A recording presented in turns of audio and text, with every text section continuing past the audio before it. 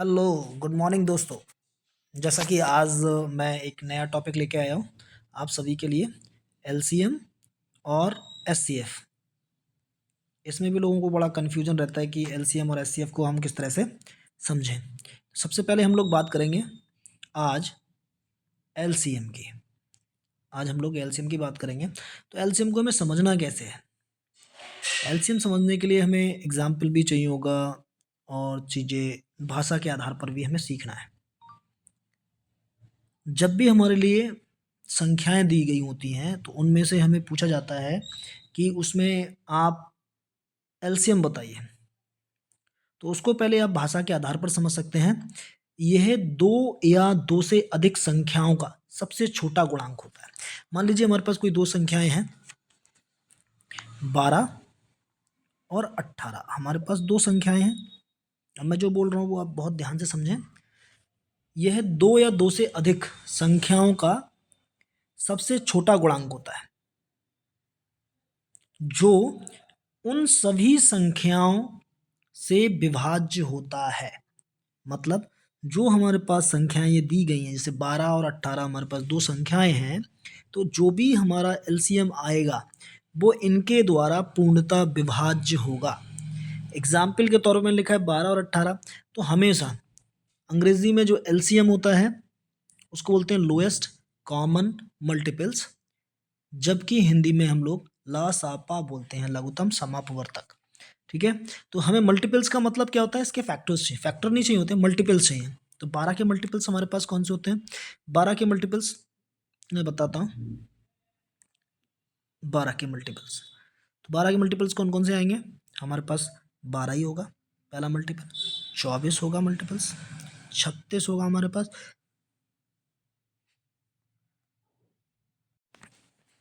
36 होगा हमारे पास। उसके बाद आ गया हमारे पास 48 एंड देन 60। ये हमारे पास 12 के मल्टीपल्स हैं। ऐसे ही हमारे पास जो 15 के मल्टीपल्स जो होंगे होंगे वो हमारे कौन कौन से मल्टीपल्स?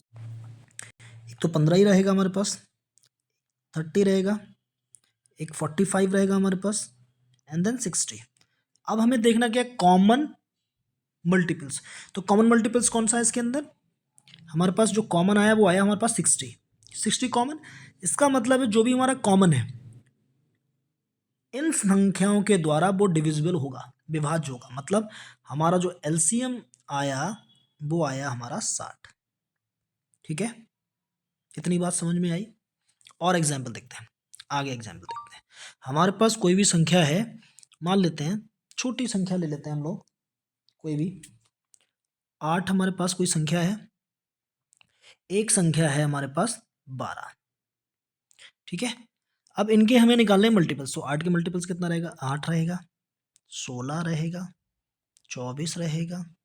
12 के मल्टीपल्स 12 रहेगा, 24 रहेगा। इन दोनों में कॉमन क्या है? तो क्या कॉमन है हमारा?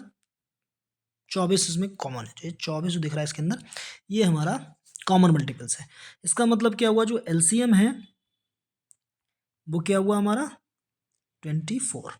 और 24 ये दोनों जो दी गई संख्याएं हैं हमारी, इनके द्वारा डिविजिबल है।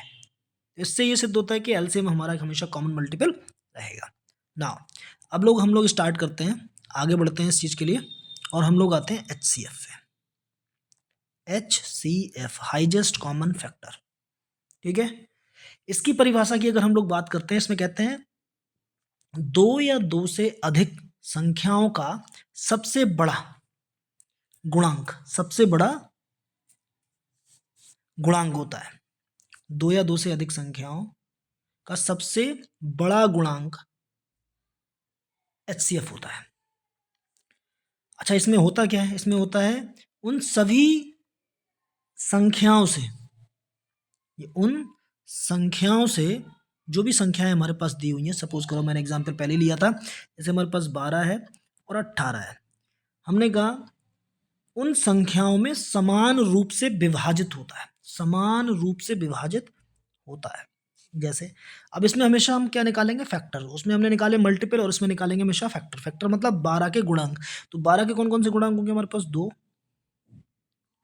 फिर 2 होगा, फिर 3,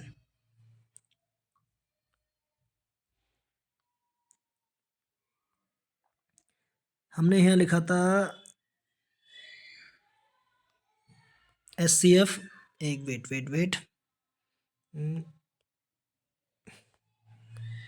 मैंने लिखा 12 और 15, तो 12 का 2 इंटू 2 इंटू 3, 15 का 3 इंटू 5, राइट, 3 5 15। अब इसमें हमें देखना है कॉमन क्या है, तो हमारे पास कॉमन क्या है, हमारे पास 3 कॉमन है, तो इसका सबसे हाईएस्ट कॉमन क्या रहा, HCF हमारा, तो HCF बन गया हमारा 3, तो इन दोनों का क्या बना, कॉमन फैक्टर 3 रहा। और एग्जाम्पल देख लेते हैं HCF के, हम लोग एग्जाम्पल और देख लेते हैं। संख्या हमने कोई भी ले ली थी, बना लेते हैं हम लोग, फिर से 15 नहीं लेते हैं, चेंज कर लेते हैं फिर से संख्या। कोई संख्या हमारे पास 12 है और एक संख्या ले लेते हैं हम लोग 4, इसके फैक्टर 2 इंटू 2 इंटू 3 रहेगा, इसका फैक्टर 2 इंटू 2 रहेगा। अब यहाँ मज़ेदार बात है कि 2 कॉमन आ रहे हैं, तो इसमें से हमेशा क्या रहेगा, एक सिंगल ही डिजिट्स रहेगी जो भी हमारी कॉमन रहेगी। तो सबसे पहले जो हाईएस्ट आ गया, कॉमन आ गया, भाई हमारा क्या हुआ, HCF हुआ, तो HCF हमारा कितना हो गया, 2, यही इसका आंसर है। अच्छा, HCF और LCM के अंदर एक संबंध होता है, कई सारे क्वेश्चंस आते रहते हैं, एक संबंध आता रहता है, उस संबंध के बारे में भी हम लोग समझते हैं, एक रिलेशंस रहता है HCF और LCM में, क्या होता है, एक संबंध होता है, क्या होता है, संबंध होता है, ठीक है। उस संबंध में क्या क्या होता है, एक रिलेशन होता है बीच बीच में, तो क्या रिलेशन रहता है वो बता देता हूँ। एक रिलेशन होता है, और क्या रिलेशन होता है, HCF मल्टीप्लाई LCM बराबर होता है दोनों संख्याओं का गुणनफल, दोनों संख्याओं का गुणनफल, ठीक है। इसको एग्जाम्पल से समझते हैं। सपोज करिए हमारे पास एक संख्या है, अभी जो मैंने दी थी 12, और दूसरी संख्या है हमारे पास 15, ठीक है। लासापा हमारा दोनों का कितना आएगा, LCM हमारे पास आया 60, जबकि HCF, इन दोनों का HCF निकालेंगे तो कितना आएगा,